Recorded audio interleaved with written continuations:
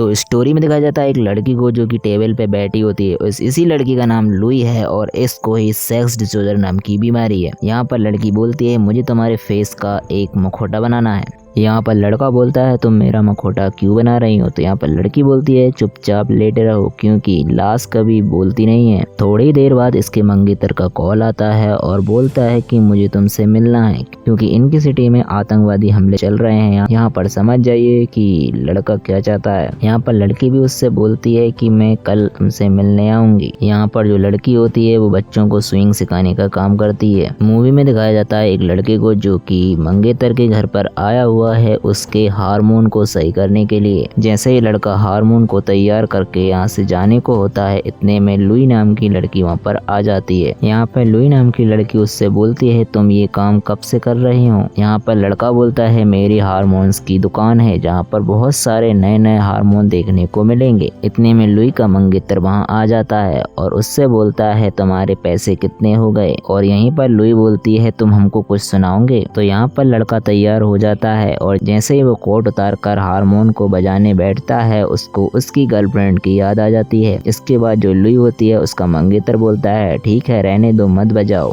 और वो वहाँ से चला जाता है। स्टोरी में आगे दिखाया जाता है लुई और मंगेतर को जो कि अपने रूम में बियर पी रहे होते हैं और यहाँ पर लुई उसके मंगेतर से बोलती है मुझे तुम्हारे साथ घपाघप करना है। लेकिन यहाँ पे जो मंगेतर होता है वो बोलता है मैं अभी बीमार हूँ तो मैं अभी तुम्हारे साथ घपाघप नहीं कर सकता। यहाँ पर जो लुई होती है वो उससे कुछ नहीं बोलती लेकिन उसको तो घपाघप करवाना ही है। दूसरे दिन उस लड़के को दिखाया जाता है और यहाँ पर लुई एक रास्ते से आ रही होती है। यहीं पर एक हमला हो जाता है जिसके दौरान वो लड़का जिसने हार्मोन सही किया था वो लुई को बचा लेता है और उसको अपने घर ले जाता है। यहाँ पर जो हार्मोन सही करने वाला लड़का होता है वो उसकी पट्टी कर रहा होता है लेकिन जो लुई होती है उसको तो उससे ही घपाघप करवाना है। इसलिए जो लुई नाम की लड़की होती है वो उसको किस करने लगती है। वो दोनों बेड पर जाते तो हैं लेकिन घपाघप नहीं करते। यहाँ पर लुई नाम की लड़की उससे बोलती है तुम क्यों नहीं करना चाहते। तो लड़का बोलता है मुझे मेरी एक्स की याद आ रही है मैं ये नहीं कर सकता। इसके बाद लुई नाम की लड़की वहाँ से चली जाती है। इसके बाद लुई और लुई के मंगेतर के घर पर वो लड़का आया हुआ होता है पर लुई का मंगेतर उसके पैरों पर हाथ फेरता है और वो लड़का उसको देखते हुए उसको बहुत ज्यादा जलन होती है। जैसे ही लुई का मंगेतर वहाँ से थोड़ी दूर जाता है इतने में लुई उससे पूछती है क्या तुमको जलन हो रही है। तो लड़का बोलता है मुझे कोई जलन नहीं हो रही। जैसे ही जैक वहाँ पर आता है तो वो बोलता है अब मैं जा रहा हूँ और वो लड़का वहाँ से चला जाता है। यहाँ पर जो लुई होती है वो उसके शॉप पर पहुँच जाती है और उसको बुलाने लगती है। यहाँ पर लुई उससे बोलती है मैं तुमको डिनर पर इनवाइट करने आई हूँ। तो वो लड़का उसको मना कर देता है लेकिन यहाँ पर बार बार बोलती है तुमको आना ही होगा आज रात को शाम को 7 बजे। ये बोलकर लुई वहाँ से चली जाती है क्योंकि लुई को तो उसके साथ घपाघप करना है। वो लड़का अपनी ग्रैंड मदर के साथ बैठा होता है और उनको बोलता है कि मुझे एक लड़की मिली है वो मुझको पसंद करती है लेकिन मैं उसको पसंद नहीं करना चाहता क्योंकि मैं अपनी एक्स को भूलना नहीं चाहता हूँ। तो यहाँ पर ग्रैंड मदर बोलती है आगे बढ़ो भूल जाओ उसको। तभी जो लड़का होता है वो शाम के 7 बजे उसके घर पर पहुंच जाता है। जैसे वो अंदर जाता है तो उसको एक गार्ड मिलता है। गार्ड पूछता है तुम कहाँ जाना चाहते हो। तो वो बोलता है मुझे लुई के रूम पर जाना है।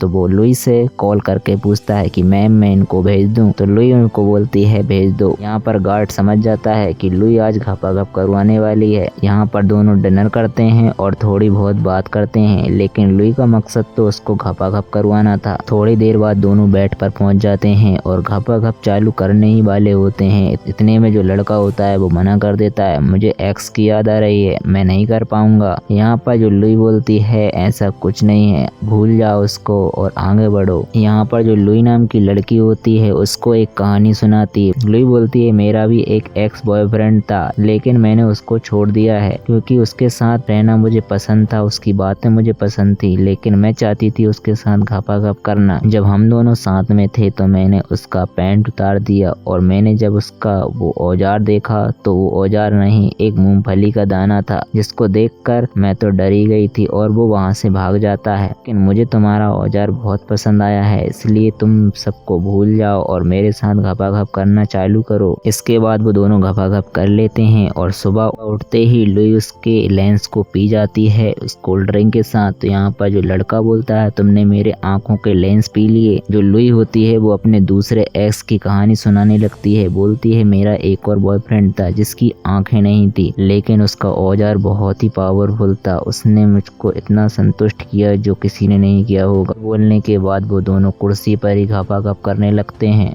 वो लड़का लुई को इतना पेलता है जैसे कि घोड़ा घोड़ी को पेल रहा हो। लुई को पेलने के बाद वो इतना खुश होता है कि पियानो बजाने चला जाता है और उसके बाद वो दोनों घूमने निकल जाते हैं। घूमते वक्त लुई से एक लड़का आके टकरा जाता है, तभी वो लड़का उससे लड़ने लगता है और यहाँ पर लुई उसको रोकने लगती है और दोनों वहाँ से निकल जाते हैं। दोनों जाकर एक होटल में बैठ जाते हैं और बातें करने लगते हैं। उसका बॉयफ्रेंड उससे पूछता है तुमने किस किस के साथ पेलम पाली की है, तो यहाँ पर लुई बोलती है मैंने इतने लोगों के साथ पेलम पाली की है कि मुझको ही नहीं पता, और जो सामने बैठा है वो लड़का देख रहे हो तुम, उसको भी मैं अपने जाल में फंसा सकती हूँ, इतना हुनर है मुझ में, मुझे तो बस पिलवाने से मतलब होता है। फिर लुई बोलती है लेकिन मुझे तुमसे सच्चा वाला प्यार हो गया है, मैं तुम्हारा ही लेना बस पसंद करूंगी और किसी का नहीं। यहाँ पर ग्रैंड मदर के साथ वो लड़का बैठा हुआ होता है और बात कर रहा होता है कि ग्रैंड माँ मुझे वो लड़की ठीक नहीं लग रही, वो किसी के साथ भी पेलम पाली करने लगती है। तो यहाँ पर ग्रैंड माँ बोलती है ऐसी लड़की से तो तुम दूरी बना लो, नहीं तो तुमको कंगाल करके छोड़ेगी वो।